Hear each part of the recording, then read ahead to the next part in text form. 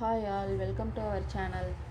இன்றைக்கி ரொம்ப சிம்பிளான ஒரு 1 pot கேரட் ரைஸ் எப்படி செய்கிறதுன்னு பார்க்கலாம் வாங்க. அதுக்கு ஒரு குக்கரில் 6 ஸ்பூன் ஆயில் ஆட் பண்ணியிருக்கேன்.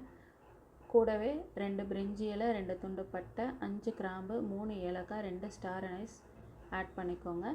மசாலா வெந்ததுக்கப்புறமா மீடியம் சைஸில் நீல வாக்கில் கட் பண்ண ஒரு பெரிய வெங்காயம் ஆட் பண்ணியிருக்கேன். வெங்காயம் நல்லா வதங்கிடுச்சு. வதங்கினதுக்கப்புறமா 4 பச்சை மிளகாய் 2ஆக கட் பண்ணி ஆட் பண்ணிக்கோங்க. 2 நிமிஷம் வதங்கினதுக்கப்புறம் 4 ஸ்பூன் இஞ்சி பூண்டு விழுது ஆட் பண்ணியிருக்கேன். இஞ்சி பூண்டு விழுது பச்சை வாடை போகிற வரைக்கும் நல்லா மிக்ஸ் பண்ணிக்கோங்க. இப்போது இஞ்சி பூண்டு பேஸ்ட்டு பச்சை வாடை போயிடுச்சு. அது கூடவே பொடியாக நறுக்கின 1 கப் கேரட் ஆட் பண்ணிக்கோங்க. கேரட் ஒரு 5 நிமிஷம் நல்லா வதக்கி விட்டுக்கோங்க. இப்போ கேரட் நல்லா வதங்கிடுச்சு. இப்போ அரிசிக்கு தேவையான அளவு தண்ணி ஆட் பண்ணிக்கலாம். நான் 2 கிளாஸ் ரைஸ் எடுத்திருக்கேன். ஸோ 1:3 ரேஷியோவில் 6 கிளாஸ் தண்ணி ஆட் பண்ணியிருக்கேன்.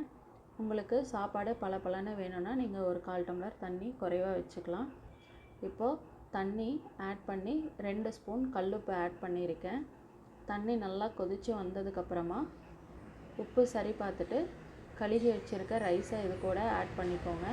அவ்வளோதான்.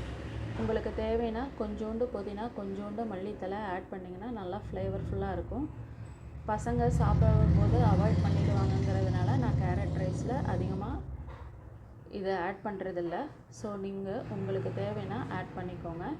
இப்போது தண்ணி நல்லா கொதிச்சிருச்சு. ரைஸ் ஆட் பண்ணியாச்சு. உப்பு சரி பார்த்துட்டு குக்கரை க்ளோஸ் பண்ணி வச்சுக்கோங்க. குக்கர் 4 விசில் வந்ததுக்கப்புறமா ஸ்டவ் ஆஃப் பண்ணிடுங்க. இப்போ கேஸ் ரிலீஸ் ஆகிடுச்சு. ஓப்பன் பண்ணி பார்க்கலாம். சூப்பரான டேஸ்டியான ஹெல்த்தியான கேரட் ரைஸ் ரெடி ஆகிடுச்சு. அவ்வளோதான். இது எல்லோரும் ரொம்ப விரும்பி சாப்பிடுவாங்க. வீடியோ பிடிச்சிருந்தா please like, share and subscribe my videos. Please continue வாட்சிங் for more videos. Thank you. Bye.